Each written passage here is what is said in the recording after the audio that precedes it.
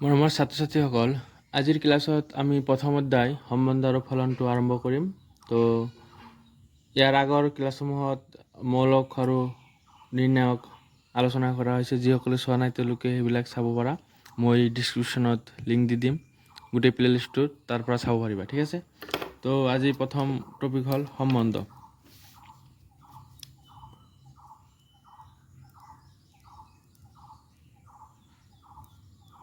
আসলতে সম্বন্ধ কি? যে সম্বন্ধ হ'ল যে কাৰ্টেজীয় পূৰণফলৰ উপসংহতি, হয়নে নহয়? ধৰা এ এটা সংহতি দিয়া আছে অৰিক্ত সংহতি, ইয়াত কিবা থাকিব। বি এটা সংহতি দিয়া আছে অৰিক্ত সংহতি, তেনেহ'লে সম্বন্ধ আৰ কি হ'ব? আৰ হ'ব এ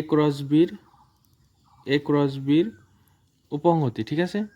এতিয়া এ ক্ৰছ বি কি? যে এ ক্ৰছ বি হ'ল কাৰ্টেজীয় পূৰণফল। ক্লাছ 11ত পাই আহিছা যে কাৰ্টেজীয় পূৰণফল, হয়নে নহয়?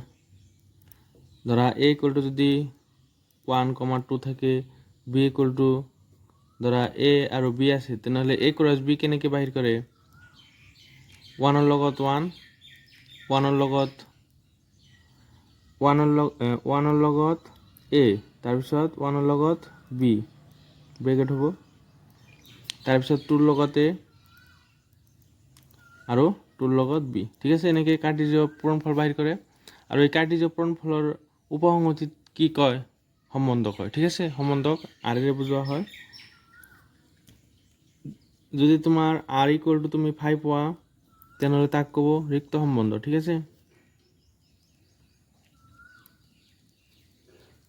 আৰু আৰটো যদি তুমি এ ক্ৰছ বিৰ সমান পোৱা, তেনেহ'লে তাক ক'ব সৰ্বজনীন সম্বন্ধ। ঠিক আছে। এতিয়া ইমান ডিটেইলছত নাযাওঁ, কাৰণ তোমালোকে ফাৰ্ষ্ট ইয়েৰত পাই আহিছা। এতিয়া ডাইৰেক্ট আমি সম্বন্ধৰ প্ৰকাৰ, যিটো তোমালোকৰ চিলেবাছত আছে, তাৰ পৰা আৰম্ভ কৰিম। যে সম্বন্ধৰ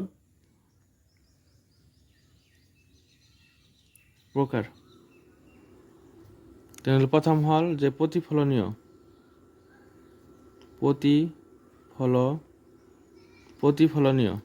ঠিক আছে। প্ৰতিফলনীয় সম্বন্ধ কাক ক'ব? যে ধৰা এটা সংহতি দিয়া আছে এ, ইয়াতে যিকোনো মৌল থাকিব পাৰে, আৰু আৰ এটা সম্বন্ধ দিয়া আছে। ঠিক আছে। তেনেহ'লে প্ৰতিফলনীয় কেতিয়া ক'ব? যে for all A belongs to R বাবে, তাৰমানে এ যিটো সংহতি দিয়া আছে তাৰ পৰা যিকোনো আৰবিট্ৰেৰী মৌল এটা লৈছোঁ যে এ। ঠিক আছে। ইয়াৰ বাবে যদি তুমি এ আৰত পোৱা, তেনেহ'লে তাক কি ক'ব? প্ৰতিফলনীয় ক'ব। বুজি পাইছা না কি কৈছোঁ? যে এ যিটো সংহতি তোমাৰ দিয়া থাকিব, তাৰ পৰা যিকোনো এটা আৰবিট্ৰেৰী মৌল মই লৈছোঁ এ। ঠিক আছে। আৰু এৰ কাৰণে আমি এ ডাবলেট যদি আমি সম্বন্ধত পাওঁ, তেনেহ'লে তাক কি ক'ব? প্ৰতিফলনীয় সম্বন্ধ ক'ব। যদি এক্সাম্পল লওঁ, যে এ দিয়া আছে তোমাৰ 1,2,3, আৰু আৰ দিয়া আছে তোমাৰ 1,1, 2,2, আৰু দিয়া আছে 3,3। ঠিক আছে। এইখিনি তোমাৰ দিয়া আছে যে এ দিয়া আছে তোমাৰ 1,2,3, আৰু আৰ দিয়া আছে যে 1,1, 2,2, 3,3। তেনেহ'লে এইটো সম্বন্ধ প্ৰতিফলনীয় হ'বনে নাই? প্ৰতিফলনীয় হ'বৰ কাৰণে কি হ'ব লাগিব? ইয়াত যিকেইটা মৌল দিয়া থাকিব, প্ৰতিটোৰ কাৰণে কি মিৰৰ ইমেজ থাকিব লাগিব, তাৰমানে ডাবলেট। 1ৰ কাৰণে 1, 1, 2ৰ কাৰণে 2, 2, 3ৰ কাৰণে 3, 3 যদি তুমি আৰত পোৱা, তেনেহ'লে তাক কি ক'ব? প্ৰতিফলনীয় সম্বন্ধ ক'ব। ঠিক আছে। প্ৰতিফলনীয় বুজি পাইছা নিশ্চয়। তেনেহ'লে আৰু এটা উদাহৰণ দিছোঁ, যে চাবা যে আৰ এইটো দিয়া আছে। আৰ যদি থাকে যে 1,1, 2,2, 1,3, এইটো প্ৰতিফলনীয় হ'বনে? এইটোতো হ'ব। এইটো হ'ব নেকি? চোৱা, ইয়াত 1ৰ কাৰণে 1, 1 পালোঁ, 2ৰ কাৰণে 2, 2 পালোঁ, 3ৰ কাৰণেতো 3, 3 নাই, তেনেহ'লে এইটো নহয়, প্ৰতিফলনীয় নহয়। ঠিক আছে। বা আন এটা লৈছোঁ যে 1,1, 2,2, 3,3, আৰু এটা লৈছোঁ 1,2। এতিয়া এইটো প্ৰতিফলনীয় হ'ব নেকি? চোৱা, 1ৰ কাৰণে 1, 1 পাইছোঁ, 2ৰ কাৰণে 2, 2 পাইছোঁ, 3ৰ কাৰণে 3, 3 পাইছোঁ, কিন্তু এটা এক্সট্ৰাকে আছে। যদি এক্সট্ৰাকে থাকে, তথাপি কি হ'ব? প্ৰতিফলনীয় হ'ব। মেইন কথা হ'ল যে তুমি ইয়াত যিকেইটা মৌল দিয়া থাকিব, সেই মৌলবোৰৰ কাৰণে তোমাৰ ডাবলেট থাকিব লাগিব, 1ৰ কাৰণে 1 1, 2ৰ কাৰণে 2 2, 3ৰ কাৰণে 3 3 আছে মানে এইটো প্ৰতিফলনীয় হ'ব। তাৰপিছত এক্সট্ৰা যদি কিবা থাকে সেইটো কোনো অসুবিধা নাই, ঠিক আছে। প্ৰতিফলনীয় নিশ্চয় বুজি পাইছা। এতিয়া 2 নম্বৰত আহিব প্ৰতিসম। যে প্ৰতিসম কাক ক'ব? প্ৰতিসমৰ কাৰণে আৰু প্ৰতিফলনীয়ৰ কাৰণে তুমি যিটো তোমাৰ সংহতি দিয়া থাকিব সেইটোহে আমি চাব লাগে, ঠিক আছে। আৰু প্ৰতিসমৰ কাৰণে তোমাক যিটো সম্বন্ধ দিয়া থাকিব সেইটো তোমাৰ চাব লাগিব। ধৰা সম্বন্ধটো দিয়া আছে এনেকুৱা যে 1 2 2 1 আৰু এটা ধৰা 1,1 আছে। তেনেহ'লে এইটো প্ৰতিসম হ'বনে নাই? কেনেকৈ গম পাবা? যে প্ৰতিসমৰ কাৰণে যদি তোমাৰ ফৰ্মুলাটো হ'ল যদি a, b belongs to r, ধৰা a, b আৰত আছে, তেনেহ'লে তেন্তে b, a যদি তোমাৰ আৰত পোৱা তেনেহ'লে কি হ'ব? প্ৰতিসম হ'ব, ঠিক আছে। বুজি পাইছা নে কি কৈছোঁ? a, b যদি আৰত থাকে তাৰ কাৰণে তোমাৰ b, a আৰত থাকিব লাগিব, ওলোটাটো থাকিব লাগিব। ইয়াত চোৱা 1, 2 আছে আৰু ইয়াৰ ওলোটাটো কি হ'ব? 2, 1 2,1 আছে, হয় না? আৰু ইয়াত আছে 1,1 1,1ৰ বিপৰীত কি? 1,1, ঠিক আছে। বুজি পাইছা? প্ৰতিসম হ'ল যে বিপৰীতটো থাকিব লাগিব। যদি ইয়াত 3,1 থাকে তাৰ কাৰণে কি থাকিব লাগিব? 1,3 থাকিব লাগিব, ঠিক আছে। যদি এনেকৈ তুমি পোৱা তেনেহ'লে এইবিলাক কি হ'ব? প্ৰতিসম হ'ব, এইটোও হ'ব এইটোও হ'ব, ঠিক আছে। বুজি পালা? নিশ্চয়। এতিয়া 3 নম্বৰত আহিব সংক্ৰামক। সংক্ৰামকটো এনেকুৱা যে যদি মানে দিয়া থাকিব যে a, b ধৰা আৰত আছে আৰু b, c টো আৰত আছে। a, b আছে, চোৱা ইয়াত বিত শেষ হৈছিল, বিৰে আৰম্ভ হৈছে। যে শেষত আৰম্ভ হোৱা মৌল যদি পুনৰ ক্ৰমিক জোৰত আৰম্ভণিত থাকে তেনেহ'লে তাৰ কাৰণে তোমাৰ কি থাকিব লাগিব? বি কেঞ্চেল যাই থাকিব কি? a আৰু c যদি তুমি আৰত পোৱা তেনেহ'লে সেইটো কি হ'ব? সংক্ৰামক হ'ব। ইয়াত মই উদাহৰণ দিছোঁ যে আৰ ধৰা দিয়া আছে যে 1,3 আৰু ইয়াত ধৰা 3,1 দিয়া আছে আৰু দিয়া আছে 1,1, ঠিক আছে। তেনেহ'লে এইটো সংক্ৰামক হ'বনে নাই? চোৱা 3 3 কেঞ্চেল কৰিলে থাকিব কি? 1,1, তেনেহ'লে 1,1 আছে মানে এইটো কি হ'ব? সংক্ৰামক হ'ব। বুজি পাইছা? যদি এনেকুৱা থাকে ধৰা 1,3 দিয়া আছে আৰু 4,2 দিয়া আছে, তেনেহ'লে এইটো সংক্ৰামক হ'বনে নাই? চোৱা আমাৰ ফৰ্মুলা কি কয়? যদি a, b আৰু b, c আৰত থাকে তেনেহ'লে ac থাকিব লাগিব। আৰু যদি ইয়াত b, c নাথাকে তেনেহ'লে তথাপি কি হ'ব? সংক্ৰামক হ'ব। তাৰমানে কেৱল যদি a, b থাকে আৰত তথাপি কি হ'ব? সেইটো সংক্ৰামক হ'ব। ইয়াত চোৱা 1,3 আছে, 3ত ইয়াত শেষ হৈছে। আন কোনোবা ক্ৰমিক জোৰ 3ৰে আৰম্ভ হৈছে নেকি? চোৱা যদি 3ৰে আৰম্ভ হোৱা নাই, ইয়াততো 4ৰে আৰম্ভ হৈছে, হয় নে নহয়? ইয়াত কেৱল a, b হে আছে, b, c টো নাই, তেনেহ'লে তাৰ কাৰণে আৰু ac থাকিব নালাগিব, হয় নে নহয়? সংক্ৰামক হ'বলৈ হ'লে প্ৰথম কথা হ'ল যে a, b আৰু b, c যদি থাকে তেতিয়াহে এচিৰ প্ৰয়োজন হয়, ঠিক আছে। কেৱল যদি a, b থাকে তেতিয়াহ'লে b, c নাথাকে তেতিয়াহ'লে এচিৰ প্ৰয়োজন নহয়। যেনেকৈ ইয়াত চোৱা 1,3 আছে, 3 বেলেগ কিবা নাই, তেনেহ'লে ইয়াত কি এচিৰ প্ৰয়োজন নাই, তেনেহ'লে এইটো কি হ'ব? সংক্ৰামক হ'ব। বা ইয়াত যদি চোৱা 4,2 2 শেষ হৈছে, 2ৰে আৰম্ভ হোৱা বেলেগ কিবা মৌল আছে নেকি? নাই। বা ইয়াত 3 শেষ হৈছে, 3ৰে আৰম্ভ হোৱা বেলেগ কিবা মৌল আছে নেকি? নাই। তেনেহ'লে তেনেকুৱা যদি হয় তথাপি কি হ'ব? সংক্ৰামক হ'ব, ঠিক আছে। চাবা সমতুল্যতা সম্বন্ধ হ'বলৈ হ'লে সেইটো সম্বন্ধ প্ৰতিফলনীয় হ'ব লাগিব, প্ৰতিসম হ'ব লাগিব আৰু সংক্ৰামক হ'ব লাগিব, তেতিয়াহে কি ক'ব? সমতুল্যতা ক'ব, ঠিক আছে। প্ৰতিফলনীয় কি আছিল আৰু এবাৰ মই কৈ দি আছোঁ যে for all a belongs to R কাৰণে যদি ডাবলেটটো তোমাৰ সম্বন্ধত থাকে তেনেহ'লে কি হ'ব? প্ৰতিফলনীয়। আৰু প্ৰতিসমৰ কাৰণে যদি a, b আৰত থাকে, b, a আৰত থাকিব লাগিব, তেতিয়াহে কি ক'ব? প্ৰতিসম, ঠিক আছে। আৰু সংক্ৰামক মানে হ'ল যদি a, b তোমাৰ আৰত আছে আৰু b, c আৰত আছে তেনেহ'লে তোমাৰ a, c আৰত থাকিব লাগিব, তেতিয়াহে তোমাৰ সংক্ৰামক ক'ব, ঠিক আছে। আৰু যদি কেৱল a, b আছে, b, c নাই, তথাপিও কি হ'ব? সংক্ৰামক হ'ব। আৰু এই তিনিটা প্ৰতিফলনীয়, প্ৰতিসম আৰু সংক্ৰামক যদি হয় তাক কি ক'ব? সমতুল্যতা সম্বন্ধ ক'ব, ঠিক আছে। এইখিনি আছিল কনচেপ্ট। তো এতিয়া আমি অনুশীলনী 1.1 আৰম্ভ কৰিম, চাবা। তো অনুশীলনী 1.1 প্ৰথম কুৱেশ্যনত কৈছে তলৰ সম্বন্ধবোৰৰ প্ৰতিটো প্ৰতিফলনীয় প্ৰতিসম আৰু সংক্ৰামক হয় নে নহয় স্থিৰ কৰা। তো এই একটা সংহতি দিয়া আছে আৰু এটা সম্বন্ধ দিয়া আছে, এইটো প্ৰতিফলনীয় প্ৰতিসম আৰু সংক্ৰামক হয় নে নাই সেইটো চেক কৰিব গৈছে। ঠিক আছে, তো 1 নম্বৰটো কৰিম চাবা। ইয়াতে আৰু এটা কথা মনত ৰাখিবা, যেতিয়া তোমাক প্ৰমাণ কৰিব দিব যে প্ৰতিফলনীয় প্ৰতিসম বা সংক্ৰামক হয় দেখুৱা, যেতিয়া দেখাব দিব তেতিয়া তুমি XY বা AB A, B ধৰি কৰিবা, আৰু যেতিয়া নহয় দেখাব লাগে তেতিয়া কি কৰিবা, তুমি উদাহৰণ দিবা। ঠিক আছে, এইটো মনত ৰাখিবা। যেতিয়া তোমাৰ দেখাব দিব, প্ৰমাণ কৰিব দিব যে হয় দেখুৱা যে প্ৰতিসম প্ৰতিফলনীয় বা সংক্ৰামক, তেতিয়া তুমি A, B বা XY ধৰি কৰিবা, আৰু যেতিয়া নহয় দেখাব লাগে যে প্ৰতিসম নহয় সংক্ৰামক নহয়, তেতিয়া তুমি কি কৰিবা, উদাহৰণ দিবা। মনত ৰাখিবা। তো এতিয়া 1 নম্বৰ কুৱেশ্যনটো চাবা। তো এইটো তোমাৰ 1 নম্বৰ কুৱেশ্যন দিয়া আছে যে এই সংহতি দিয়া আছে 1 পৰা 14 লৈ, আৰু সম্বন্ধটো দিয়া আছে যে x, y such that 3x - y = 0। তো এনেকুৱা এইটো আছে সংহতি গঠন পদ্ধতিত। তো যিটো তোমাৰ সম্বন্ধ আছে সেইটো তুমি তালিকাভুক্তিকৰণ পদ্ধতিত লিখি ল'বা। তো ইয়াত কি আছে 3x, y টু মাইনাছ ইফালে গ'লে কি হ'ব প্লাছ, মানে আছে 3x - y = 0 আছে, এইটো মাইনাছ ইফালে গ'লে প্লাছ। তো 3x = y পালোঁ। তো ইয়াতে তুমি xৰ মান 1 পৰা 14 লৈ ধৰিবা। তো xৰ মান যদি তুমি 1 ধৰা তেনেহ'লে y মান কি পাবা, 3 × 1 = y, তেনেহ'লে 4 y মান তুমি 4 পাবা। ঠিক তেনেদৰে যদি তুমি 2 ধৰা, xৰ মান যদি 2 ধৰা y মান কিমান পাবা 6, 3 ধৰিলে 9, 4 ধৰিলে 12, 5 ধৰিলে 15, হয়নে নহয়। তেনেহ'লে প্ৰথমটো ক্ৰমিক জোৰৰ যিটো তোমাৰ প্ৰথমটো ক'ৰ পৰা আহে, ক্ৰমিক জোৰৰ যে ইয়াত আছে x, y, তো প্ৰথমটো ক'ৰ পৰা আহে, প্ৰথমটো আহে, প্ৰথমটোৰ মান হ'ল x, দ্বিতীয়টোৰ মান কি y, হয় নহয়। ধৰা ইয়াত আছে 2, ইয়াত আছে 3, তেনেহ'লে প্ৰথমটোৰ মান কি, প্ৰথমটো হ'ল x আৰু দ্বিতীয়টো হ'ল y। ঠিক আছে, তেনেহ'লে প্ৰথমটো মই ইয়াতে xৰ মান 1 ধৰিলোঁ, xৰ মান যদি 1 ধৰোঁ y ৰ মান কিমান পাম, 3 × 1 3,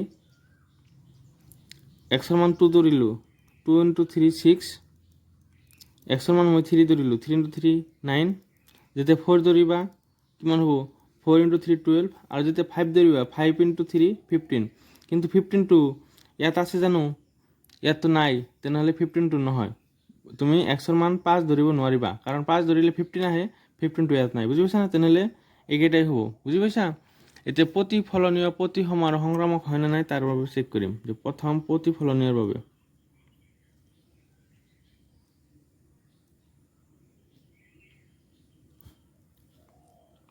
প্ৰতিফলনীয় হয় নে নাই চাবা। যে প্ৰতিফলনীয় হ'লে ইয়াত যিকেইটা মূল আছে যে 1/14 হয়, গোটেইকেইটাৰ কি ডাবলেট থাকিব লাগিব, হয় নে নহয়। কিন্তু ইয়াততো ডাবলেট নাই, তো ইয়াত লিখিব লাগিব যে 1,1 নট বিলংছ টু R। 1,1 আৰত আছে জানো, ইয়াততো নাই, গতিকে প্ৰতিফলনীয় নহয়। বুজি পাইছা না, গতিকে কি নহয়, প্ৰতিফলনীয় নহয়।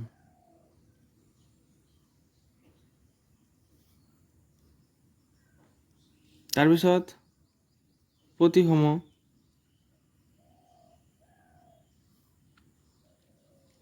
হ'ব নেকি চোৱা, যে ইয়াত 1,3 আছে, 3,1 ইয়াত আছে জানো, 1,3 হে আছে, 3,1 তো নাই ইয়াত, তেনেহ'লে কি নহয়, প্ৰতিসম নহয়। বা তুমি 2,6 আছে, 6,2 আছে জানো, নাই, বিপৰীতটো থাকিলেহে কি হয়, প্ৰতিসম হয়। তেনেহ'লে ইয়াত লিখিম যে 1,3 বিলংছ টু R, কিন্তু 3,1 নট বিলংছ টু R, গতিকে প্ৰতিসম নহয়। ঠিক আছে,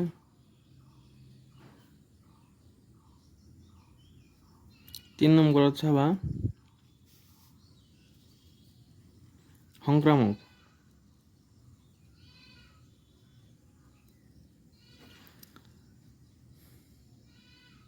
সংক্ৰামকৰ কাৰণে চাবা যে ইয়াত চোৱা 1,3 আছে, হয় নহয়, 3 শেষ হৈছে, 3তে আৰম্ভ হৈছে, তেনেহ'লে 3 কেঞ্চেল যায়, 1,9 ইয়াত থাকিব লাগিছিল, থাকিলেহে তোমাৰ কি হ'ব, সংক্ৰামক হ'ব।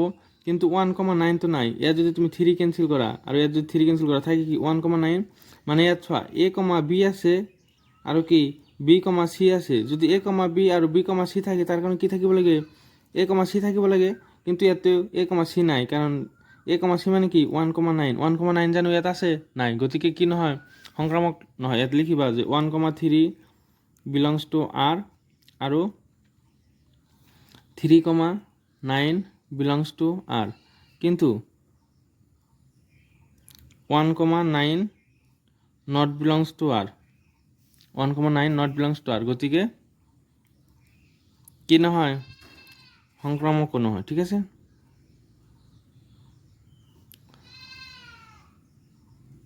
বুজি পাইছা 1 নম্বৰ কুৱেশ্যনটো? যদি কিবা ডাউট আছে কমেণ্টত জনাবা। এতিয়া আমি 2 নম্বৰটো কৰিম, চাবা। চোৱা 2 নম্বৰ কুৱেশ্যনত কি কৈছে, স্বাভাৱিক সংখ্যাৰ সংগতি এনত সংজ্ঞাবদ্ধ সম্বন্ধ। ইয়াত কি কৈ আছে যে সম্বন্ধটো ক'ৰ পৰা ক'লৈ গৈছে, এনৰ পৰা এনলৈ, মানে স্বাভাৱিক সংখ্যাত সংজ্ঞাবদ্ধ। ঠিক আছে, তো ইয়াত চোৱা 2 নম্বৰ কুৱেশ্যনটো যে তেনেহ'লে প্ৰথম আৰটো তালিকাভুক্তিকৰণ পদ্ধতিত লিখি ল'ম যে R equal two Y equal two কিমান দিয়া আছে, x+5, আৰু এক্সৰ মান কি কি ধৰিব দিছে, এক্সৰ মান 4তকৈ সৰু স্বাভাৱিক সংখ্যা, হয় নে নহয়, 4তকৈ সৰু স্বাভাৱিক সংখ্যা, তেনেহ'লে 1, 2 আৰু 3 এই তিনিটা ধৰিব লাগিব এক্সৰ মান। তো ইয়াত তুমি এক্সৰ মান যেতিয়া 1 ধৰিবা, ৱাইৰ মান কিমান পাবা, 1 + 5 6, তেনেহ'লে ইয়াত যেতিয়া তুমি এক্সৰ মান 1 ধৰিবা তেতিয়া ৱাইৰ মান কিমান পাবা, 6, যেতিয়া ইয়াত এক্সৰ মান 2 বহাবা ৱাইৰ মান কিমান পাবা, 7, আকৌ যেতিয়া 3 ধৰিবা তেতিয়া কিমান পাবা, 8। এইকেইটা হ'ল, এইকেইটা কি এই যে আৰত থাকিব। ঠিক আছে, এতিয়া আমি প্ৰথম প্ৰতিফলনৰ কাৰণে চাম।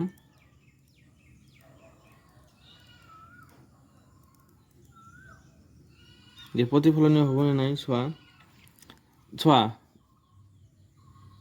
এনত কি আছে, এনত স্বাভাৱিক সংখ্যা, হয় নহয়, তেনেহ'লে আমি ইয়াত লিখি লওঁ যে এন ক'ৰ পৰা আৰম্ভ হ'ব, 1, 2, 3, 4 এনেকৈ যাই থাকিব, হয় নে নহয়। তেনেহ'লে প্ৰতিটোৰ যদি ডাবলেট থাকিল হয় তেতিয়া আমি প্ৰতিফলনীয় হ'ব বুলি ক'লোঁ হয়, যে 1ৰ কাৰণে 1, 1, 2ৰ কাৰণে 2, 2, 3ৰ কাৰণে 3, 3, সেইবিলাক আছে জানো, ইয়াত নাই। গতিকে 1,1 নট বিলংছ টু আৰ, গতিকে কি নহয়, প্ৰতিফলনীয় নহয়। ঠিক আছে, প্ৰতিফলনীয় নহয়। তাৰপিছত প্ৰতিসমৰ কাৰণে কি হ'ব চাবা।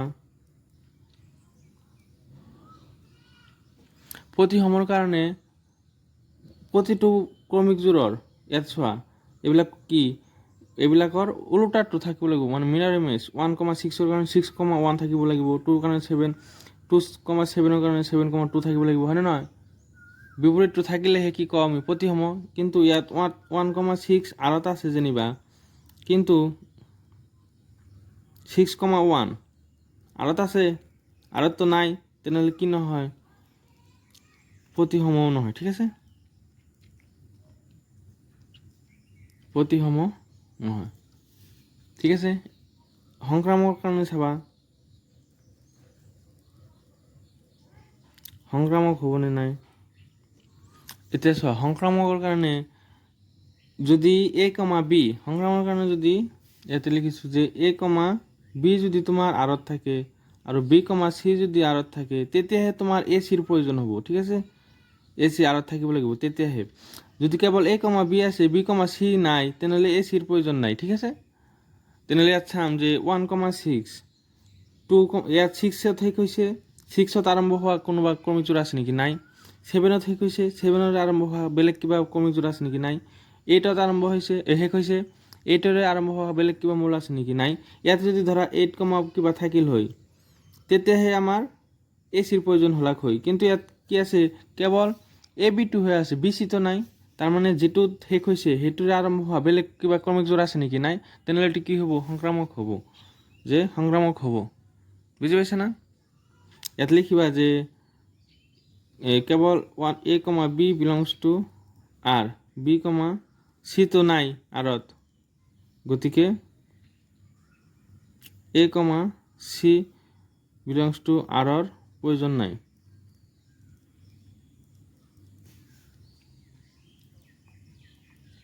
গতিকে সেয়ে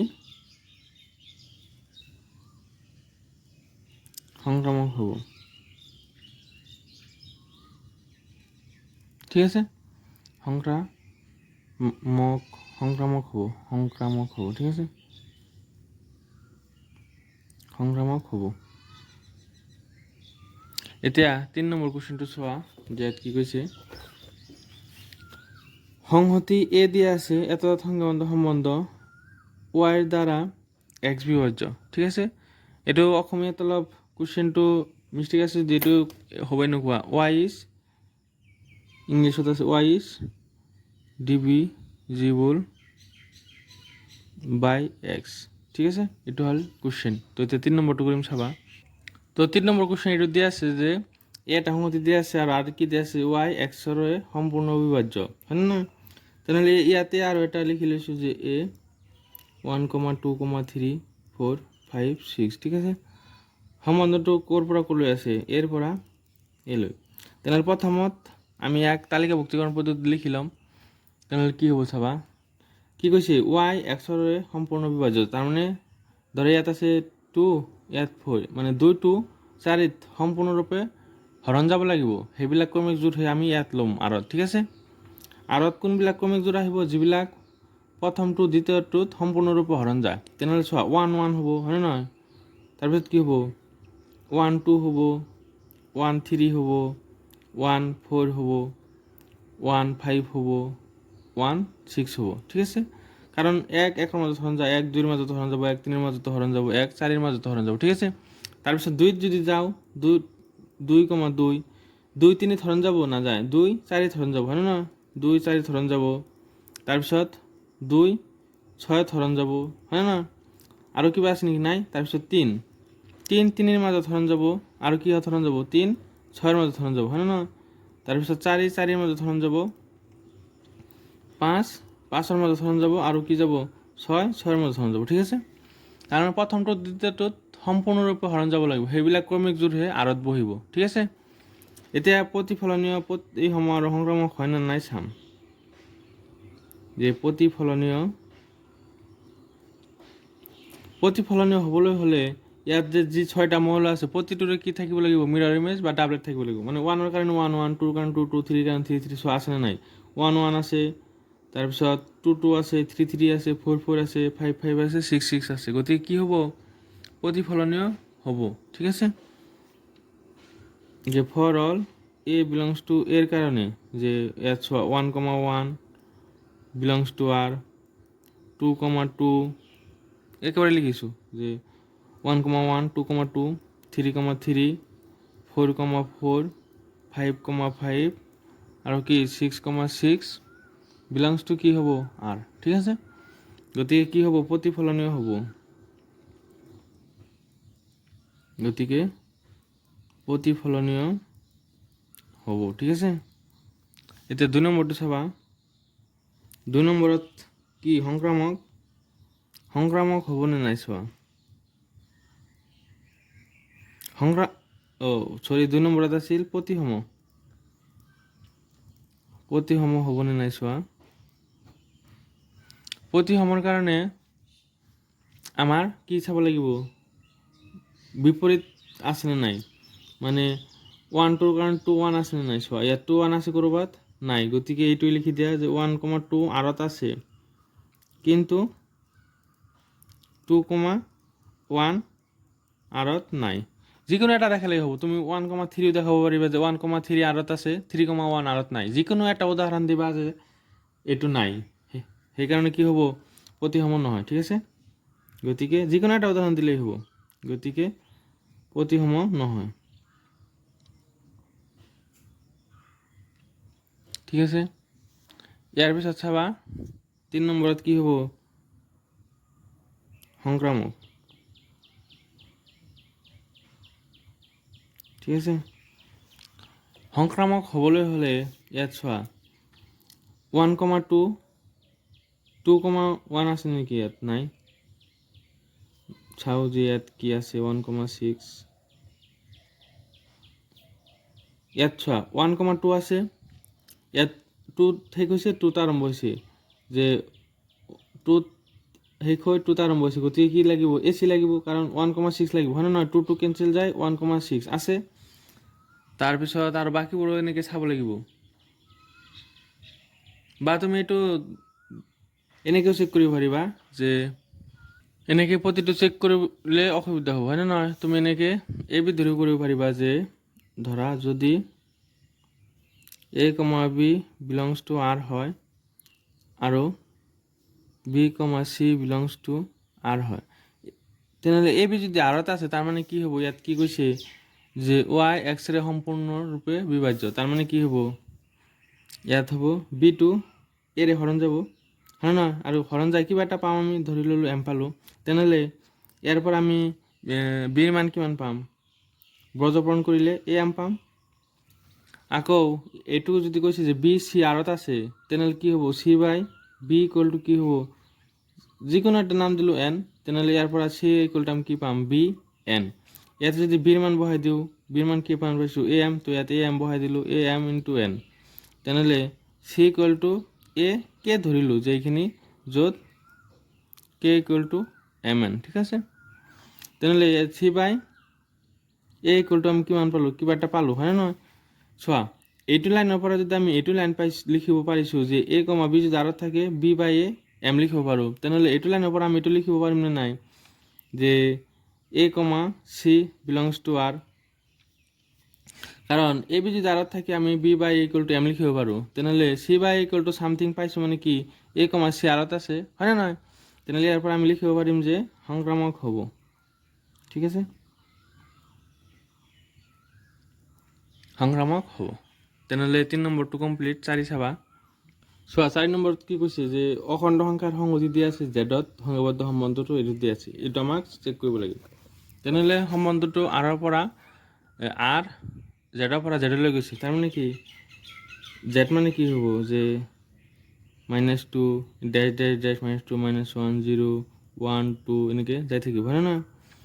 তেনেহ'লে আমি ইয়াতো কোনো এটা তোমাৰ ছেট দিয়া নাই, হয় নহয়, বহুত ডাঙৰ এটা অসীম সংহতি দিয়া আছে, হয় নহয়, ইয়াততো বহুত কেইটা মূল দিয়া আছে, গোটেইকেইটাৰ কাৰণে আমি চেক কৰা সম্ভৱ নহয়, সেইকাৰণে কি কৰিম এ বি বা এক্স ৱাই ধৰি তাৰপিছত কৰিম। চাবা যেতিয়া সৰু এটা ছেট দিয়া থাকিব, ধৰা 1 2 3 সসীম সংখ্যক, সেইবিলাকৰ কাৰণে কি সংখ্যা ধৰি কৰিম, কিন্তু যেতিয়া তোমাৰ ডাঙৰ ছেট দিয়া থাকিব, তেতিয়া অসীম সংখ্যক ছেট দিয়া থাকিব, তেতিয়া এ বি ধৰি কৰিম, ঠিক আছে। তেনেহ'লে প্ৰতিফলনীয়ৰ কাৰণে চাবা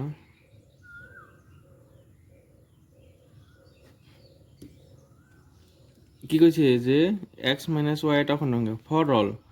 প্ৰতিফলনীয়ৰ কাৰণে আমি ক'ৰ পৰা ধৰোঁ, ফৰ অল ধৰা এক্স ক'ৰ পৰা ধৰিম, যে যিটো তোমাৰ গিভেন ছেট, যিটো তোমাৰ সংহতি দিয়া থাকিব তাৰ পৰা যি আৰ্বিট্ৰেৰী যিকোনো এটা মূল আমি ধৰিম, হয় নহয়। তেনেহ'লে এক্স বিলংছ টু জেড, এইটো সংহতিৰ পৰা যিকোনো এটা মূল আৰ্বিট্ৰেৰী ধৰিলোঁ এক্স, ঠিক আছে।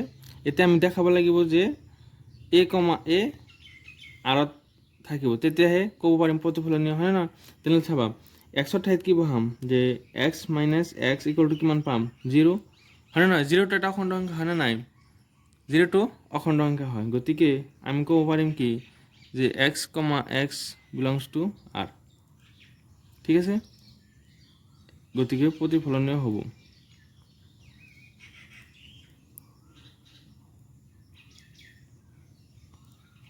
বুজি পাইছা কিবা।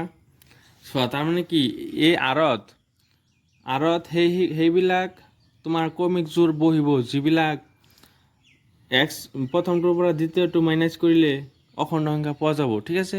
তেনেহ'লে প্ৰতিফলনীয়ৰ কাৰণে কি কি চেম হ'ব লাগে, যে এ, এ হ'ব লাগে, হয় নে নহয়।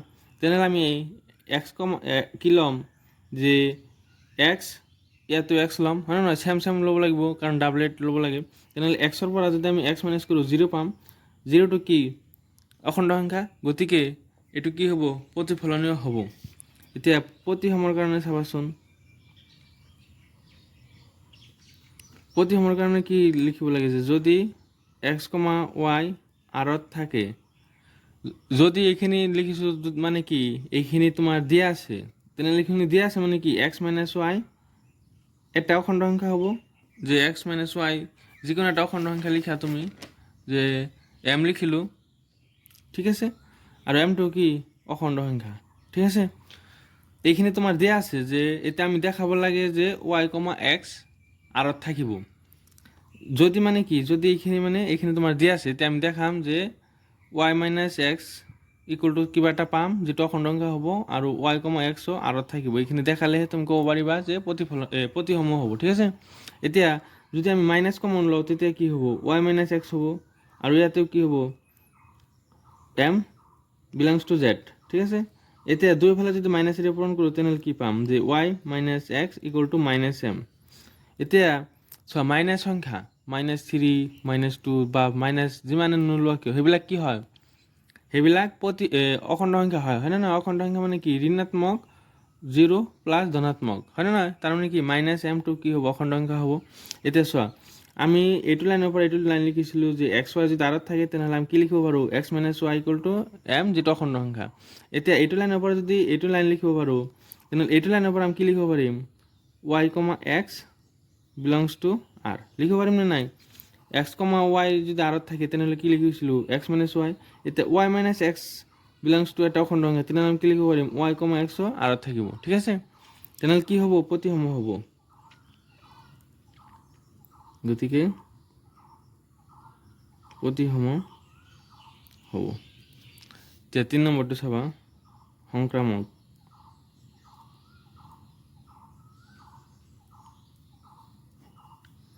সংক্ৰামকৰ কাৰণে চাবা যে যদি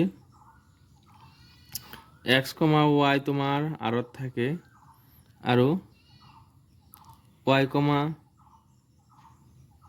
কমা ধৰা জেড বিলংছ টু আৰ, তেনেহ'লে এক্স কমা ৱাই আৰত আছে মানে কি, আমি কি লিখোঁ, তেতিয়াহে থাকিব যেতিয়া তোমাৰ প্ৰথমটোৰ পৰা দ্বিতীয়টো মাইনাছ কৰিলে অখণ্ড সংখ্যা পোৱা যাব, সেইবিলাক ক্ৰমিক জোৰহে তোমাৰ আৰত থাকিব। এইটো দিয়া আছে, যদি মানে কি এইখিনি তোমাৰ দিয়া আছে মানে কি, তেনেহ'লে আমি কি লিখিব পাৰিম, x minus y equal to m belongs to Z, আৰু ইয়াৰ পৰা আমি কি লিখিব পাৰিম, y minus Z equal to n belongs to Z, হয় নহয়? এইটো ধৰা 1 নম্বৰ আৰু এইটো কি হ'ব 2 নম্বৰ। এইখিনি দিয়া আছে মানে কি এইটো লাইনৰ পৰা আমি এইটো লাইন লিখিব পাৰিম। এতিয়া আমি দেখাম যে এতিয়া যদি আমি 1 + 2 কৰোঁ কিমান পাম, যে x minus y plus y minus Z equal to m plus n, হয় নহয়? এম প্লাছ এন পাম যিটো কি হ'ব, বিলংছ টু জেড। কাৰণ কি হ'ব চোৱা, যদি তুমি 3 আৰু 2, 3টো কি অখণ্ড সংখ্যা, 2টো কি অখণ্ড সংখ্যা, গতিকে দুটা অখণ্ড সংখ্যা যোগ কৰিলে আমি কি পাম, আন এটা অখণ্ড সংখ্যা পাম, হয় নে নহয়?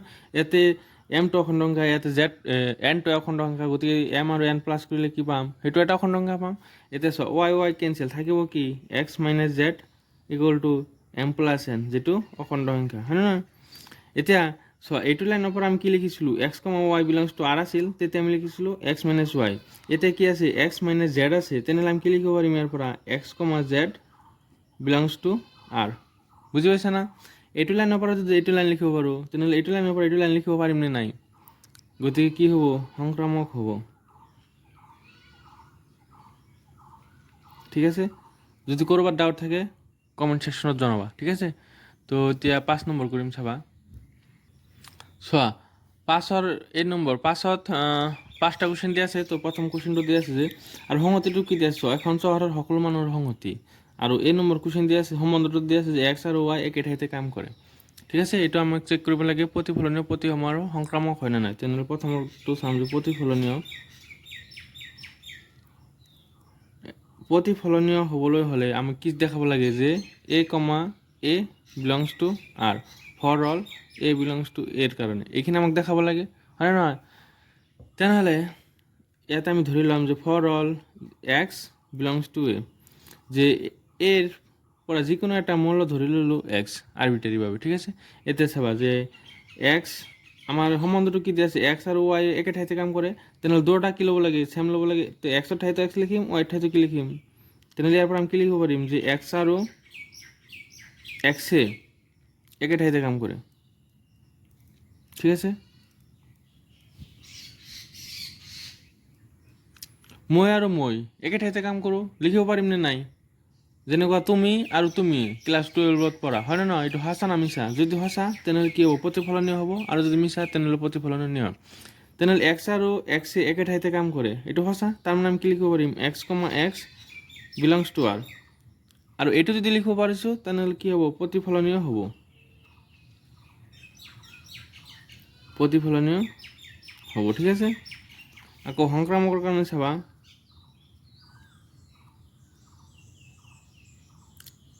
সৰি আগতে প্ৰতিসম মই কেৱল সংক্ৰামক লিখোঁ প্ৰতিসমৰ কাৰণে চাবা প্ৰতিসমৰ কাৰণে যে যদি x comma y belongs to R এইখিনি আমাক থাকে তাৰমানে কি বস্তুটো চাবা যে মই প্ৰথমতে লিখি দিছিলোঁ এইটো চাবা এইবিলাক দেখাবলৈ হ'লে তুমি প্ৰতিফলনে দেখাবলৈ হ'লে এইখিনি কণ্ডিশ্যন তোমাৰ দেখাব লাগিব যে যিকোনো মূল এটা তুমি সংহতিৰ পৰা ল'বা আৰু তাৰ পৰা দেখাব লাগিব এ কমা এ আৰত থাকিব আৰু প্ৰতিসমৰ কাৰণে এ বি তোমাৰ আৰত দিয়া থাকিব আৰু তুমি দেখাব লাগিব বি কমা এও আৰত থাকিব ঠিক আছে সংক্ৰামক তোমাৰ এ কমা বি আৰত থাকিব আৰু বি কমা চি আৰত দিয়া থাকিব তুমি দেখাব লাগিব যে এ কমা চিও আৰত আছে তেতিয়া তুমি সংক্ৰামক হ'ব বুলি ক'ব পাৰিবা ঠিক আছে ঠিক তেনেকৈ এইটো যদি এক্স কমা ওয়াই আৰত আছে এইখিনি আমি দিয়া আছে বুলি ধৰি ল'লোঁ এইখিনি দিয়া আছে মানে কি তেনেহ'লে এক্স আৰু ওয়াই একে ঠাইতে কাম কৰিব হয়নে নহয় ইয়াৰ পৰা আমি কি লিখিব পাৰিম এক্স আৰু ওয়াই একে ঠাইতে কাম কৰিব হয় নহয় একে ঠাইতে কাম কৰে এতিয়া মই আৰু তুমি একে ঠাইতে কাম কৰোঁ আৰু তুমি আৰু মই একে কথা হ'বনে নাই ধৰা এ আৰু বি আৰু এ একে কথা হয়নে নহয় তেনেহ'লে ইয়াত আমি কি লিখিব পাৰিম যে ওয়াইটো আগত লিখোঁ ওয়াই আৰু এক্স একে ঠাইতে কাম কৰে ঠিক আছে তেনেহ'লে এইটো লাইনৰ পৰা যদি আমি এইটো লাইন লিখিছোঁ যে x comma Y belongs to আৰৰ কাৰণে যদি আমি লিখিব পাৰিছোঁ যে এক্স আৰু ওয়াই একে ঠাইতে কাম কৰিব তেনেহ'লে এইটো লাইনৰ পৰা আমি কি লিখিব পাৰিম ওয়াই আৰু এক্স একে ঠাইতে কাম কৰে মানে আমি কি লিখিব পাৰিম y comma x belongs to কি হ'ব আৰ হ'ব হয় নহয় আৰু এইটো লিখিব x comma Y belongs to আৰৰ কাৰণে আমি কি পালোঁ y comma x belongs to R তাৰ মানে কি হ'ব প্ৰতিসম হ'ব ঠিক আছে এতিয়া সংক্ৰামকটো চাবা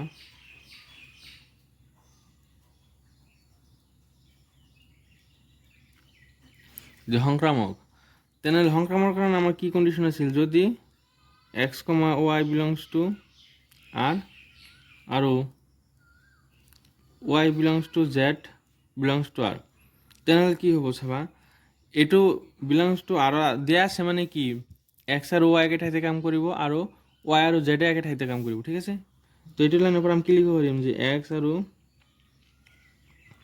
ওয়াই একে ঠাইতে কাম কৰে ঠিক আছে এইখিনিৰ পৰা এইখিনি লিখিলোঁ আৰু Y comma Z belongs to R মানে কি যে ওয়াই আৰু জেড একে ঠাইতে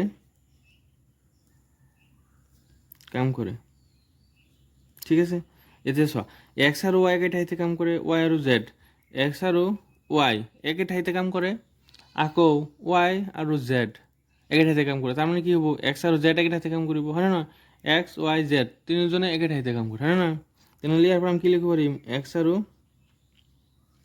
জেড একে ঠাইতে কাম কৰিব হয়নে নহয় একে ঠাইতে কাম কৰে তাৰ মানে কি লিখিব পাৰিম যে x comma Z belongs to R তাৰ মানে কি হ'ব সংক্ৰামক হ'ব ঠিক আছে একদম সহজ সংক্ৰামক হ'ব যে এক্স আৰু জেড একে ঠাইতে কাম কৰে গতিকে x comma Z belongs to R আৰু সংক্ৰামক হ'ব ঠিক আছে তেনেহ'লে প্ৰথম কুৱেশ্যনটো হ'ল এনেকৈ বাকী কুৱেশ্যনবোৰো কৰিব লাগিব চাবা মই দেখাই দি আছোঁ তো বি নম্বৰটোত দিয়া আছে যে x comma y such that x আৰু ওয়াই একেটা চুবুৰীতে বাস কৰে ঠিক আছে তেনেহ'লে আমি এৰ পৰা যিকোনো এটা মূল ধৰি ল'ম আৰবিট্ৰেৰী এক্স এতিয়া চাবা তো প্ৰতিফলনৰ কাৰণে আমাক কি কৰিব লাগে দুটা একে ল'ব লাগে এক্স আৰু এক্সে একেটা চুবুৰীত বাস কৰে হয়নে নহয় মই নিজৰ গাঁৱতে বাস কৰোঁ হয়নে নহয় এইটোতো মিছা একো নহয় সঁচা গতিকে কি হ'ব x comma x belongs to R ঠিক আছে তেনেহ'লে কি হ'ব প্ৰতিফলনী হ'ব প্ৰতিসমৰ কাৰণে চোৱা এক্স কমা ওয়াই যদি আৰত থাকে কেতিয়া থাকিব কণ্ডিশ্যনটো হ'ল যে এক্স আৰু ওয়াই যদি একে চুবুৰীতে বাস কৰে তেতিয়াহে তোমাৰ আৰত থাকিব হয়নে নহয় তেনেহ'লে ইয়াত আমি ধৰি লৈছোঁ যে এক্স ওয়াই আৰত আছে মানে কি হ'ব এক্স আৰু ওয়াই একেটা চুবুৰীতে বাস কৰে এক্স ওয়াই যদি একে চুবুৰীতে বাস কৰে ওয়াই আৰু এক্সেও সেই একেটা চুবুৰীতে বাস কৰিব একে কথা হয়নে নহয় তাৰমানে কি এইটো লাইনৰ পৰা এইটো লাইন লিখিছোঁ তেনেহ'লে এইটো লাইনৰ পৰা এইটো লাইন লিখিব পাৰিম নে নাই যে y comma x belongs to R লিখিব পাৰিম তাৰমানে কি হ'ব প্ৰতিসম হ'ব ঠিক আছে এতিয়া সংক্ৰামকৰ কাৰণে চোৱা যে x comma Y belongs to R আৰু Y comma Z belongs to R এইটো আমাক দিয়া আছে তেনেহ'লে এইটো লাইনৰ পৰা আমি কি লিখিব পাৰিম এইটো লাইন মানে এক্স কমা ওয়াই কেতিয়া আৰত থাকে যেতিয়া এক্স আৰু ওয়াই একেটা চুবুৰীত বাস কৰে তেতিয়াহে আৰত থাকে হয়নে নহয় তেনেহ'লে ইয়াত আমি লিখিম যে এক্স আৰু ৱাই একেটা চুবুৰীত বাস কৰে, আকৌ ৱাই কমা জেড, ৱাই আৰু জেডেও একেটা চুবুৰীত বাস কৰে। এক্স আৰু ৱাই একে চুবুৰীত বাস কৰে, আকৌ ৱাই কমা জেড একে চুবুৰীত বাস কৰে। তাৰমানে কি হ'ব, এক্স আৰু জেডো একেটা চুবুৰীত বাস কৰিব, হয় নহয়? তাৰমানে কি হ'ব, এক্স কমা জেড আৰত থাকিব। তাৰমানে কি হ'ব, সংক্ৰামক হ'ব। ঠিক আছে, এতিয়া চি নম্বৰটো চাবা যে চি নম্বৰ কুৱেশ্যনত চোৱা যে এক্স কমা ৱাই চাজ ডেট এক্স ৱাইতকৈ 7 চেণ্টিমিটাৰ ওখ। তাৰমানে কি এক্স ৱাইতকৈ 7 চেণ্টিমিটাৰ ওখ। এটা আমাক দেখাব চেক কৰিব লাগে প্ৰতিসম সংক্ৰামক বা প্ৰতিফলনীয় হয় নে নাই। ঠিক আছে, তেনেহ'লে প্ৰতিফলনৰ কাৰণে আমি চাম প্ৰথমত এই প্ৰতিফলনীয়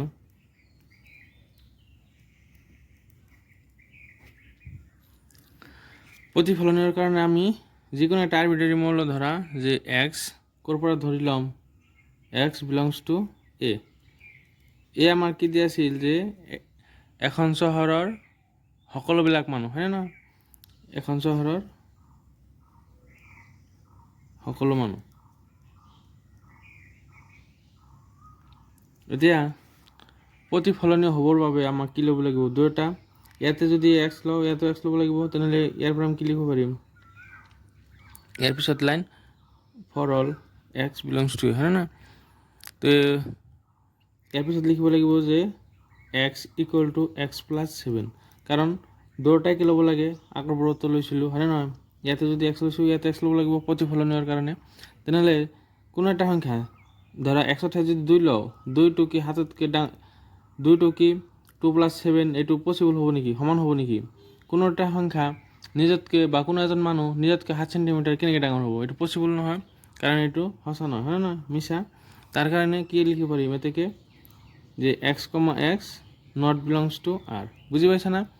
যে ইয়াতে এক্সৰ ঠাইত তুমি 3 লৈছা, 3টো কি 3 প্লাছ 7তকৈ এইটো আৰু এইটো সমান নেকি? 3টো 3 প্লাছ 7ৰ সমান হ'ব নেকি? নহয়। তাৰমানে কি মিছা। মিছা মানে কি, এক্স কমা এক্স ক'ত নাথাকে, আৰত নাথাকে। যদি আৰত নাথাকে তাৰমানে কি নহয়, প্ৰতিফলনীয় নহয়। বুজি পাইছা নিশ্চয়?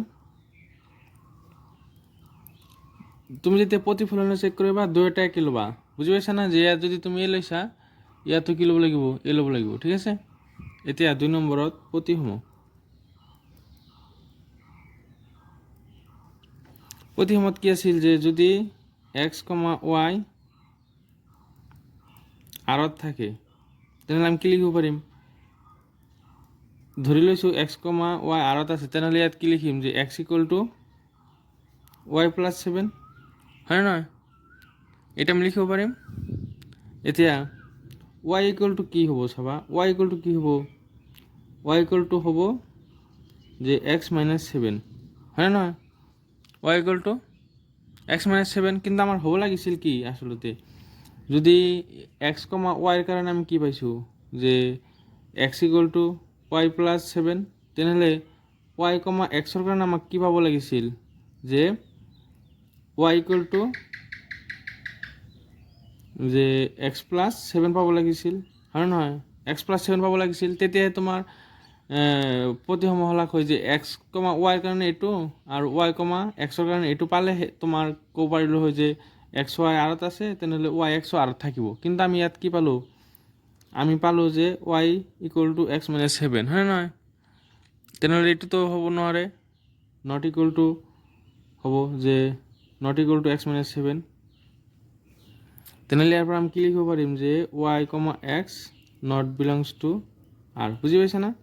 আমাৰ হ'ব লাগিছিল যে Y equal to x plus 7, আমি পালোঁ কি Y equal to x minus 7, গতিকে কি নহয়, প্ৰতিসম নহয়। ঠিক আছে,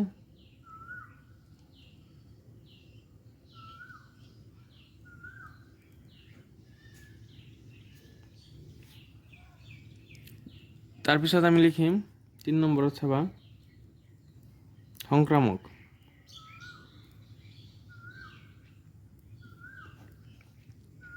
যদি x comma Y belongs to R আৰু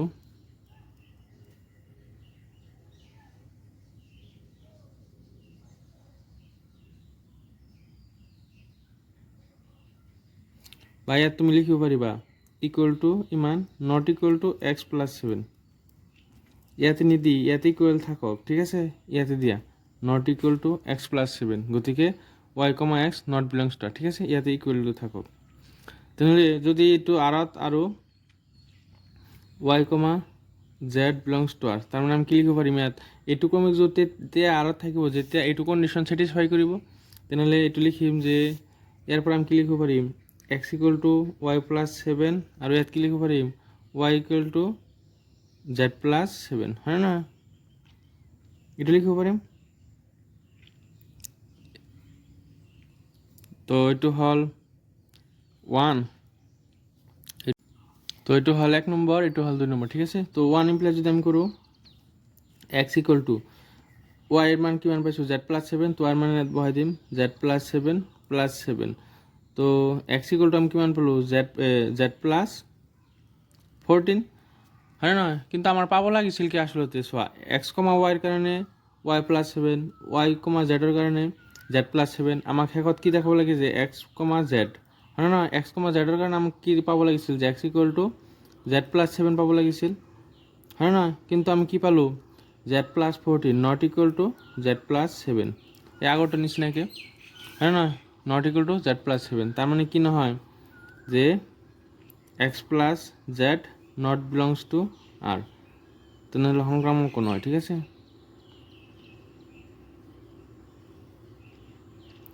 বুজি পাইছা না? তোমাৰ এইবিলাক যে থাকে এইটো বুজাইছে যে এই ক্ৰমিক জোৰটো তেতিয়াই আৰত থাকিব যেতিয়া এইটো কণ্ডিশ্যন ছেটিছফাই কৰে, ঠিক আছে। তেনেহ'লে ইয়াত দিয়া আছে যে এক্স কমা ৱাই আৰত আছে, মানে কি আমি লিখিব পাৰিম যে x equal two Y plus 7, আৰু ৱাই মাইনাছ জেড, ৱাই কমা জেড আৰত আছে, মানে কি আমি লিখিব পাৰিম যে Y equal to Z plus 7। এতিয়া আমাক দেখাব লাগে কি এক্স কমা জেড আৰত থাকিব, আৰু এইটো থাকিবলৈ হ'লে কি লিখিব লাগিব, এই দুটা নিচিনাকৈ প্ৰথমটো লিখিব লাগে ইকুৱেল টু দ্বিতীয়টো প্লাছ 7, দ্বিতীয়টো প্লাছ 7, এইটোতো আমি নাপালোঁ, আমি পালোঁ কি জেড প্লাছ 14, কিন্তু পাব লাগিছিল জেড প্লাছ 7, হয় না, গতিকে পোৱা নাই, গতিকে এক্স প্লাছ জেড, এক্স কমা জেড আৰত নাথাকে, সেইকাৰণে কি নহয়, সংক্ৰামকো নহয়, ঠিক আছে। তো এইটো আছিল চি নম্বৰ। এতিয়া ডি নম্বৰ চাবা। তো ডি নম্বৰত দিয়া আছে, চোৱা যে R equal to X comma Y such that X ৱাইৰ গণিক।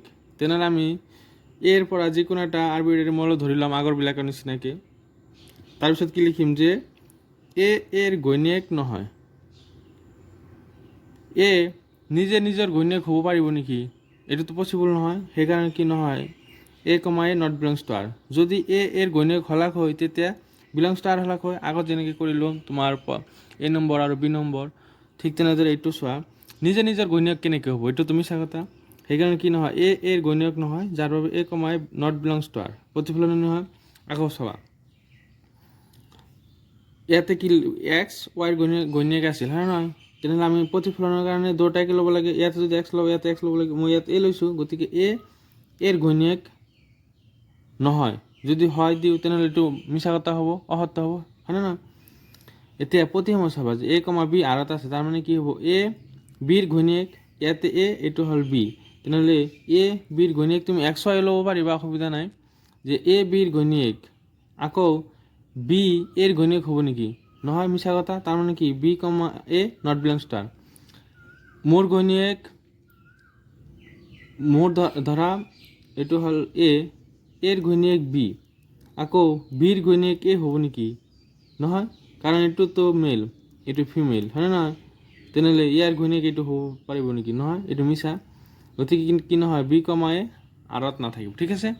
অতি সময় আকৌ সংক্ৰামকৰ কাৰণে চোৱা, যদি এ বি আৰত থাকে তেনেহ'লে কি হ'ব এ কমা বি, এ বিৰ ঘৈণীয়েক হ'ব, ইয়াত বি এ পোৱা নাযাব, হয় নহয়, বি এ পোৱা যাব নেকি, যে এ যদি বিৰ ঘৈণীয়েক হয় বি আৰু বেলেগ মানুহৰ ঘৈণীয়েক হ'ব পাৰিব নেকি, ধৰা এৰ ঘৈণীয়েক হ'ল বিটো আৰু বেলেগ মানুহৰ ঘৈণীয়েক হ'ব পাৰিব নেকি, নহয়, গতিকে ইয়াত বি এ পোৱা নাযায়, আৰু বি এ যদি পোৱা নাযায় তেনেহ'লে এ চিটো প্ৰয়োজন নাই, আৰু এ চি যদি নালাগে তাৰমানে কি হ'ব, সংক্ৰামক হ'ব, বুজি পাইছা না।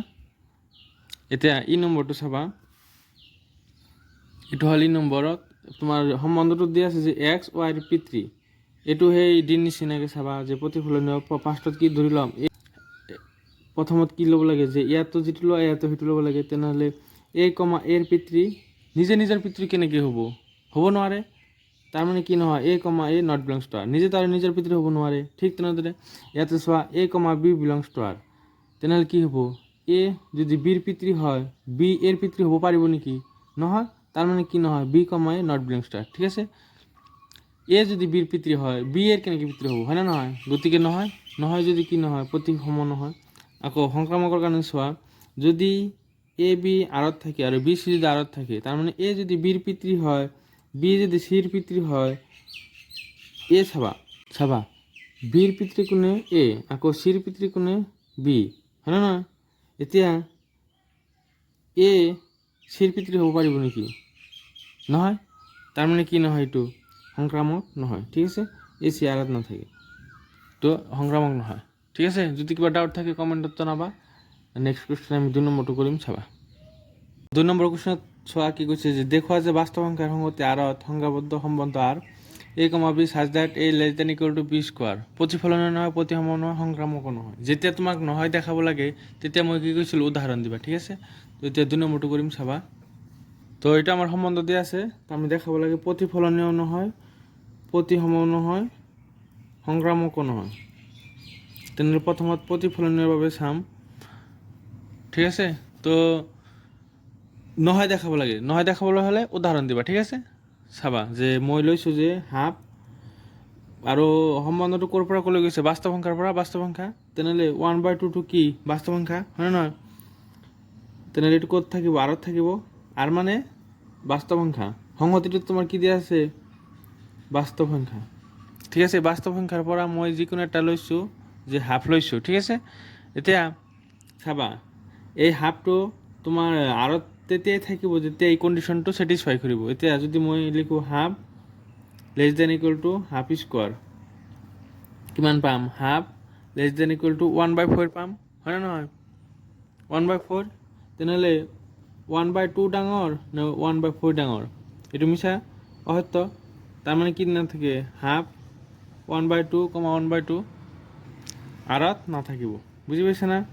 Not belongs to R.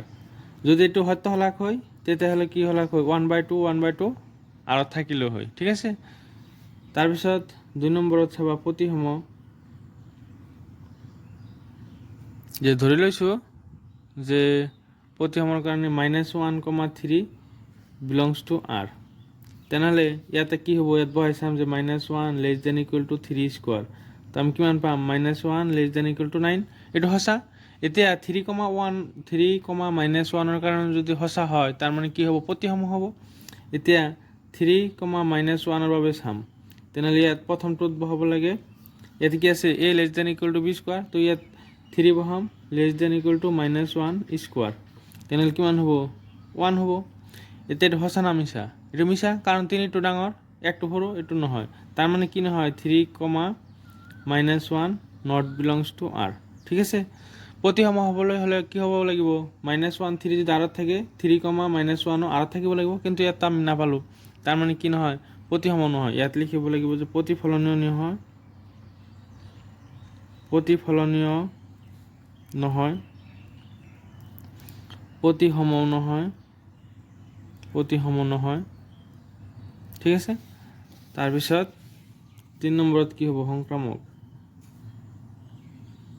আমাক সংক্ৰামক নহয় বুলি দেখাব লাগে। তেনেহ'লে উদাহৰণ দিম, যে মই ধৰি লৈছোঁ যে যদি 2-3 আৰত থাকে আৰু -3,-1 বিলংছ টু আৰ, তেনেহ'লে চাম যে 2 আৰু -1 আৰত থাকিবলৈ নাই। 2-3 আৰত আছে মানে কি, এইটো কণ্ডিশ্যন ছেটিছফাই কৰিব। তো ইয়াত লিখিম যে 2 less than equal to -3 square, তো আমি কিমান পাম? 9 পাম। এইটো সঁচা হ'ল। আকৌ -3-1ৰ কাৰণে চাম যে -3 less than equal to -1 square, তেনেহ'লে কিমান পাম? -3 লেছ দেন ইকুৱেল টু 1, সঁচা। এতিয়া ইয়াৰ প্ৰথমটোৰ কাৰণে যদি সঁচা হয় তেনেহ'লে কি ক'ম, যে সংক্ৰামক হ'ব, হয় নে নহয়? তেনেহ'লে ইয়াত লিখিম 2 লেছ দেন ইকুৱেল টু -3, হয় নে নহয়? ইয়াতে কি লৈছিলোঁ, 2, ইয়াৰ প্ৰথমটো ইয়াৰ লাষ্টৰটো ল'ব লাগিব। ঠিক আছে, -3 কেঞ্চেল কৰি ইয়াৰ প্ৰথমটো ইয়াৰ লাষ্টৰটো, ইয়াত কি ল'ব লাগিব, -1, তেনেহ'লে 2 -1 স্কোৱাৰ, তেনেহ'লে কিমান পাম 1 পাম। এইটো সঁচা জানো? কোনটো ডাঙৰ 2 ডাঙৰ নে 1 ডাঙৰ? 2 ডাঙৰ, গতিকে এইটো মিছা।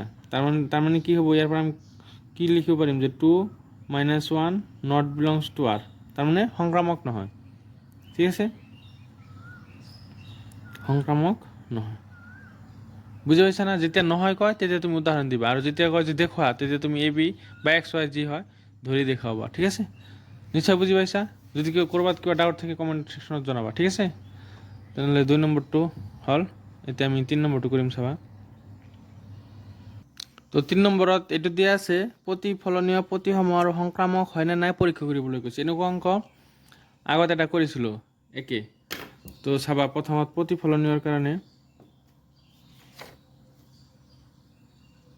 এইটো তোমাৰ 1ৰ যিটো 5ৰ C নম্বৰ আছিল, 1ৰ 5ৰ C নম্বৰ একে। ঠিক আছে, তো প্ৰথমত আমি কি কৰিম, প্ৰতিফলনীয়ৰ কাৰণে যে এইটো সংযোগ যিটো দিয়া আছে ইয়াৰ পৰা যিকোনো এটা আৰবিটাৰী মূল্য ধৰি ল'ম যে ফৰ হ'ল A বিলংছ টু A। তেনেহ'লে কি পাব লাগিব যে A ইকুৱেল টু A হ'ব লাগিছিল, কিন্তু ইয়াত কি আছে A ইকুৱেল টু A+1। কোনো এটা সংখ্যা নিজতকৈ 1 ডাঙৰ হ'ব পাৰিব নেকি? বা মই নিজতকৈ 1 চেণ্টিমিটাৰ ডাঙৰ এইটো হ'ব নেকি? নহয়, এইটো মিছা। তাৰমানে কি হ'ব A, not belongs two R। ঠিক আছে, এইটো আৰত নাথাকিব, প্ৰতিফলনীয় নহয়। ঠিক আছে,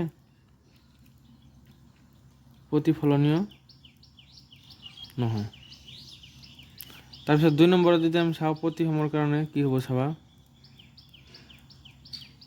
যে যদি A, B belongs two R হয়, তেনেহ'লে আমি কি লিখিব পাৰিম, এইটো তেতিয়া আৰত থাকিব যেতিয়া এই কণ্ডিশ্যনটো ছেটিছফাই কৰে। তাৰমানে কি লিখিব পাৰিম B ইকুৱেল টু A+1, হয় নহয়? ইয়াৰ পৰা আমি কি পাম যে এইটো পালোঁ B ইকুৱেল টু A+1। তো ইয়াৰ পৰা আমি কি পাম চাবা, A ইকুৱেল টু B-1 পাম। A, Bৰ কাৰণে আমি এইটো পাওঁ, তেনেহ'লে B, Aৰ কাৰণে আমাক কি পাব লাগিছিল আচলতে, যে চোৱা A, Bৰ কাৰণে ইয়াত যিটো দ্বিতীয়টো আছিল, দ্বিতীয়টো ইকুৱেল টু প্ৰথমটো +1। তো ইয়াত কি হ'ব, দ্বিতীয়টো ইকুৱেল টু প্ৰথমটো +1, এইটো পাব লাগিছিল, হয় নহয়? B, Aৰ কাৰণে, কিন্তু আমি ইয়াত কি পালোঁ B-1 not equal two B+1। গতিকে আমি ইয়াৰ পৰা কি কৰিব পাৰিম যে B, A not belongs two R। বুজি পাইছা না? যে A, B যদি আৰত থাকে তেনেহ'লে আমি কি লিখিব পাৰোঁ B ইকুৱেল টু A+1।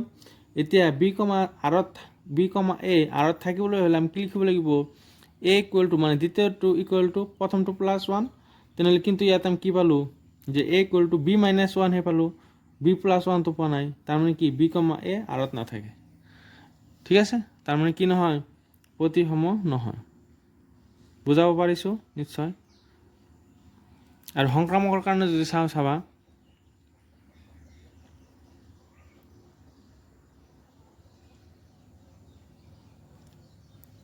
সংক্ৰামক, এতিয়া সংক্ৰামকৰ কণ্ডিশ্যন কি আছিল, যদি A, B তোমাৰ আৰত থাকে আৰু B, C আৰত থাকে, তেনেহ'লে আমি কি দেখাব লাগে যে AC আৰত যদি পাওঁ তাৰমানে কি হ'ব, সংক্ৰামক হ'ব। তাৰমানে এইটো আৰত আছে মানে কি লিখিব পাৰিম B ইকুৱেল টু A+1 লিখিব পাৰিম। আকৌ এইটো আৰত আছে মানে কি লিখিব পাৰিম দ্বিতীয়টো ইকুৱেল টু প্ৰথমটো +1, হয় নহয়? তেনেহ'লে ইয়াত যদি আমি বিৰ মান বহাই দিওঁ কি পাম চাবা, ইয়াতে বিৰ মান বহাই দিলে যে C ইকুৱেল টু A+1, তাৰমানে কি পালোঁ C ইকুৱেল টু আমি কি পালোঁ A+2। কিন্তু আমাক পাব লাগিছিল কি চোৱা, ACৰ কাৰণে আমি কি পাব লাগিছিল A, Bৰ কাৰণে যদি পাওঁ B equal two A+1, B, Cৰ কাৰণে যদি পাওঁ C ইকুৱেল টু B+1, তেনেহ'লে ACৰ কাৰণে আমি কি পাব লাগিছিল C ইকুৱেল টু A+1। কিন্তু আমি পালোঁ কি C ইকুৱেল টু A+2 পালোঁ, নট ইকুৱেল টু A+1, হয় নহয়? তাৰমানে কি নহয় যে A, C not belongs two R, সংক্ৰামকো নহয়। ঠিক আছে, যে সংক্ৰামক নহয়। নিশ্চয় বুজি পাইছে 3 নম্বৰটো? চৰি, ইয়াত দেখা যোৱা নাই নিশ্চয়, আকৌ এবাৰ কৈ দিছোঁ চাবা, যে তোমাৰ যে A, Bৰ কাৰণে A, B যদি আৰত থাকে আমি কি লিখিব পাৰোঁ দ্বিতীয়টো ইকুৱেল টু প্ৰথমটো +1। B, C যদি আৰত থাকে তেনেহ'লে আমি কি লিখিব পাৰোঁ C ইকুৱেল টু চি দ্বিতীয়টো ইকুৱেল টু প্ৰথমটো প্লাছ ওৱান, তেনেহ'লে বিৰ মান ইয়াত কি পাইছোঁ ওৱান, এ প্লাছ ওৱান বহাই দিলোঁ এ প্লাছ ওৱান, তেনেহ'লে কি পালোঁ এ প্লাছ টু। কিন্তু এই চিৰ কাৰণে আমাক কি পাব লাগিব যে দ্বিতীয়টো ইকুৱেল টু প্ৰথমটো প্লাছ ওৱান মানে এ প্লাছ ওৱান, এইটো আমাক পাব এইটো যদি আমি পালোঁ হয় তেতিয়াহে এইটো সংক্ৰামক হলাক হয়। কিন্তু আমি ইয়াত কি পালোঁ c equal to a plus two not equal to a plus one, তাৰমানে কি নহয় এ কমা চি আৰত নাই, তাৰমানে সংক্ৰামকো নহয়। ঠিক আছে, এতিয়া 3 হ'ল। 4 নম্বৰটো চাবা। 4 নম্বৰত সংহতিটোত দিয়া আছে বাস্তৱ সংখ্যা আৰু এইটো আমাক সম্বন্ধ দিয়া আছে যে এ comma b such that a less than equal to b. দেখাব লাগে যে প্ৰতিফলনীয় আৰু সংক্ৰামক হয় কিন্তু প্ৰতিসম নহয়।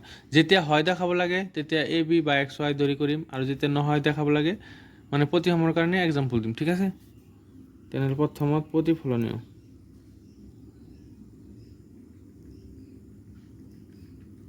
প্ৰতিফলনীয়, গতিকে প্ৰতিফলনীয়ৰ কাৰণে প্ৰতিফলন দেখাব লাগে, তেনেহ'লে ধৰি ল'ম for all A belongs to R, মানে এই বাস্তৱ সংখ্যাৰ পৰা যিকোনো এটা আৰবিট্ৰেৰী মূল্য এ ধৰি ল'লোঁ। এতিয়া আমাক চোৱা কণ্ডিশ্যন কি দিয়া আছে A less than equal to B, তেনেহ'লে A less than equal to A দুটাইকে ল'ব লাগিব হয়নে নহয়। কোনো এটা সংখ্যা যেনেকৈ ধৰা দুইৰ সমান হয়নে নহয় 3, এইটো সঁচা না মিছা, এইটো সঁচা, গতিকে এ কমা এ বিলংছ টু কি হ'ব আৰ, তাৰমানে কি হ'ব প্ৰতিফলনীয় দেখুওৱা হ'ল যে প্ৰতিফলনীয় হ'ব হয় নহয়, প্ৰতিফলনীয় হ'ল। এতিয়া আমাক প্ৰতিসম নহয় দেখাব লাগে, প্ৰতিসম নহয়, গতিকে প্ৰতিসম নহয় যদি আমি এক্সাম্পল দিম হয় নহয়, যে ধৰি লৈছোঁ যে যদি ধৰা 1,3 বিলংছ টু আৰ, তেনেহ'লে কি হ'ব 1 লেছ দেন ইকুৱেল টু 3 হয় নহয়, 1 to 3তকৈ সৰু সঁচা। এতিয়া 3,1 চাম যে 3,1ৰ ক্ষেত্ৰত কি হয় 3 লেছ দেন ইকুৱেল টু 1 মিছা হয় নহয়, 1তকৈ 3টো ডাঙৰ কিন্তু ইয়াত কি বুজাইছে সৰু, গতিকে 3,1 নট বিলংছ টু আৰ। যেহেতু নট বিলংছ টু তেনেহ'লে কি নহয় প্ৰতিসম নহয়, প্ৰতিসম নহয়। ঠিক আছে, আকৌ সংক্ৰামক দেখাব লাগে। সংক্ৰামকটো কি হয়, সংক্ৰামক হয় যদি আমি ধৰি ল'ম যে যদি a comma b belongs to R আৰু b comma c belongs to R. ঠিক আছে, তেনেহ'লে এ বি যদি আৰত থাকে কণ্ডিশ্যন মতে কি হ'ব, তেনেহ'লে A less than equal to B হয় নহয়, আকৌ বি চি যদি আৰত থাকে তেনেহ'লে কি হ'ব B less than equal to C, তাৰমানে আমি আল্টিমেটলি কি পাম A less than equal to B less than equal to C হয় নহয়। ইয়াৰ পৰা আমি কি লিখিব পাৰিম A less than equal to C. এইটো লাইনৰ পৰা যদি আমি এইটো লাইন লিখিব পাৰিছোঁ তেনেহ'লে এইটো লাইনৰ পৰা আমি কি লিখিব পাৰিম এ কমা চি বিলংছ টু আৰ, তাৰমানে কি হ'ব সংক্ৰামক হ'ব। ঠিক আছে, নিশ্চয় বুজি পাইছা। তো ইয়াৰ নেক্সট ক্লাছত আমি 5ৰ পৰা আলোচনা কৰিম, আৰু তোমালোকে কিন্তু লাইক নকৰা ভিডিঅ'বোৰ। যদি ভিডিঅ' ভাল লাগে নিশ্চয় লাইক কৰিবা আৰু নিজৰ বন্ধুবৰ্গৰ লগত শ্বেয়াৰ কৰিবলৈ নাপাহৰিবা, কাৰণ মোৰ এইটো নতুন চেনেল, গতিকে তোমালোকে যদি ছাপোৰ্ট নকৰা তেনেহ'লে তাৰ আগবাঢ়ি যাব নোৱাৰিম হয়নে নহয়। নিশ্চয় নিজৰ বন্ধুবৰ্গৰ লগত শ্বেয়াৰ কৰিবা আৰু ভিডিঅ'বোৰ লাইক কৰিবা। ঠিক আছে, থেংক ইউ।